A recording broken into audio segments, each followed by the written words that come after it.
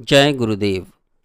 पाठकों के लाभार्थ यहाँ श्री नारायण तीर्थ देव तथा उनके गुरु श्री गंगाधर तीर्थ जी के विषय में कुछ जानकारी देना उपयुक्त रहेगा।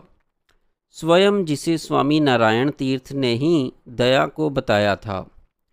श्री नारायण तीर्थ एक साधारण गृहस्थ थे और विपुरा के जमींदार अंतरराम जी के बालकों को 7 रुपये मासिक पर पढ़ाया करते थे। वे स्वामी रामकृष्ण परमहंस का ध्यान करते और आध्यात्मिक विषय की पुस्तक पढ़ा करते थे। इसी ध्यान अध्ययन से पूर्व संस्कारवश उन्हें तीव्र वैराग्य हो गया। किसी को गुरु बनाकर संन्यास लेने की उत्कट अभिलाषा से वे चुपचाप घर बार छोड़कर चले गए। काशी में सदा सिद्ध महात्मा विराजते ही हैं।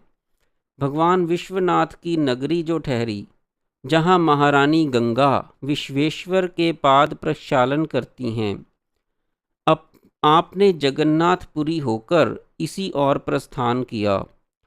पुरी से कुछ दूर आगे निकलने पर रात्रि में विश्राम किया। रात्रि में स्वप्न हुआ, अरे तू कहाँ जा रहा है? जिसके पास तुझे पहुंचना है उसे तू पीछे छोड़ आया है। वापस लौट, पुरी में ही पहुंच, वहीं तुझे तेरा गुरु मिलेगा। प्रातः अपने रात्रि के इस स्वप्न पर विचार किया और निश्चय किया कि स्वप्न सत्य ही है। अतः वापस पुरी ही पहुंच गए और खोजने लगे कि यहाँ कौन कौन महात्मा कहाँ कहाँ ठहरे हैं। आपको बताया गया कि कुछ सन्यासी काशी से यहाँ आए हुए हैं और आप खोजते हुए उनकी सेवा में जा पहुँचे। उन सब में प्रमुख सन्यासी श्री स्वामी गंगाधर तीर्थ जी महाराज थे, जिनका पूर्वाश्रम का नाम गदाधर वाजपेयी था और जिनकी अवस्था उस समय 90 वर्ष की थी। आप उनकी सेवा में जुट गए। स्वामी जी ने नए वानप्रस्थी को सेवा करते देखा तो पूछा, तुम कौन हो, क्या चाहते हो? इन्होंने अपने मन की व्यथा सुनाई, परंतु यह सब सत्य उनके पूछने पर भी प्रकट नहीं किया कि मैं पत्नी एवं पुत्र वाला गृहस्थी हूँ। वैराग्यातिरेक में उन्हें यही बताया कि मैं एकाकी हूँ और मेरा कोई नहीं है। श्री स्वामी गंगाधर तीर्थ ने कृपा कर इन्हें सन्यास तथा शक्तिपात दीक्षा दोनों दे दिए। अब ये नारायण तीर्थ नाम के सन्यासी बनकर साधन में लग गए, परंतु ध्यान अवस्था में इनके गुरुदेव को मालूम हो गया कि यह तो गृहस्थी है और झूठ बोलकर मुझसे सन्यास ले लिया है। उन्होंने तत्काल बुलाकर झूठ बोलने के लिए इन्हें लताड़ा और आवेश में आकर श्राप दिया, जाओ तुम्हारी क्रियाएं बंद हो जाएं, तुम जैसे के तैसे हो जाओ। इन्होंने दुखी होकर बहुत अनुनय विनय की, परंतु स्वामी जी संतुष्ट नहीं हुए और अपनी बात से नहीं टले।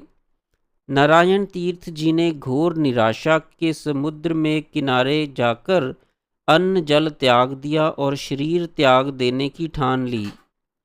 वे विचार करने लगे कि अब यह भौतिक देह रखने से क्या लाभ, मैं संसार में भ्रष्ट और लांछित हो गया, कहाँ मुँह दिखाऊंगा। श्री स्वामी गंगाधर जी ने इनकी दशा सुनी। संत महात्मा स्वभाव से ही परम दयालु तो होते ही हैं, अतः इन्हें बुलवाया। श्री नारायण तीर्थ जी खिन्न मन ग्लानि से भरे हुए नतमस्तक अपने गुरुदेव के समक्ष जाकर खड़े हो गए। स्वामी जी ने पूछा, तुमने ऐसी प्रतिज्ञा क्यों कर डाली? नारायण स्वामी ने नतमस्तक होकर कहा, मेरे सामने अब और कोई मार्ग ही नहीं है।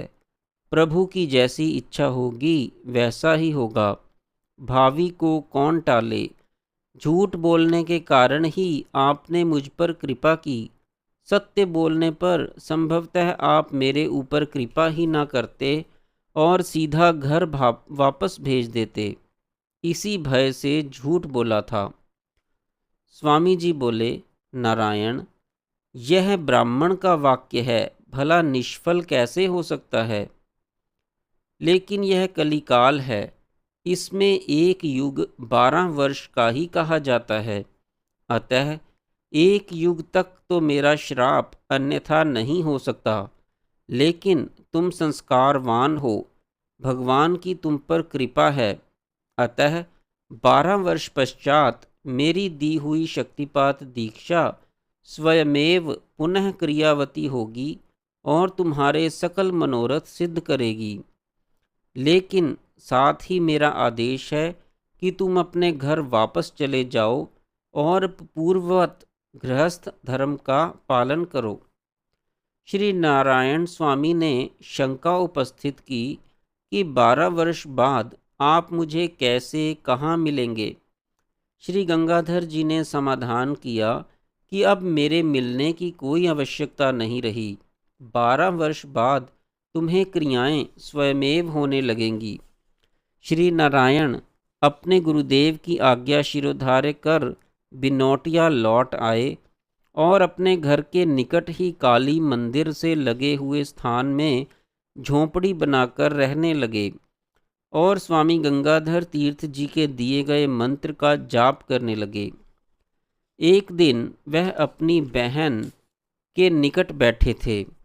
स्वामी जी द्वारा बताए गए 12 वर्ष के समय का उन्हें ध्यान भी नहीं था कि अचानक योग मूर्छा आई और बहन की गोद में गिर पड़े। जब मूर्छा हटी तब उन्हें अनेक प्रकार की क्रियाएं होने लगीं। बहन उनके योग संपर्क में आ गई थी, इसलिए उन्होंने पहली दीक्षा उन्हीं को दी। तत्पश्चात अपने भाई भुवन मोहन गांगुली को दीक्षा दी। स्वामी जी ने यह सब सुनकर दया से कहा, देखो कि धैर्य का फल कितना मधुर होता है, जो मुझे भी मिला है और तुम्हें भी। यह सब तुमने स्वयं अनुभव किया है। यह वर्णन तुम्हें इसलिए सुनाया है कि कष्ट अकेले तुमने ही नहीं, मैंने भी भोगे हैं। मैंने पहला गुरुपद अपने अनन्य सेवक भक्त ब्रह्मचारी आत्मप्रकाश को दिया है और अब दूसरे तुम हो। फिर हंसते हुए बोले, तुम तो जबरदस्ती गुरु बन गए हो। यह तुम्हारी साधना और भूमिका का ही परिणाम है, अन्यथा कोई मुझसे गुरुपद कैसे ले लेता। अब जाओ, खूब साधना करो और अपना तथा हमारा नाम उज्जवल करो। योग शिष्य से ही गुरु की महानता प्रकट होती है। जय गुरुदेव।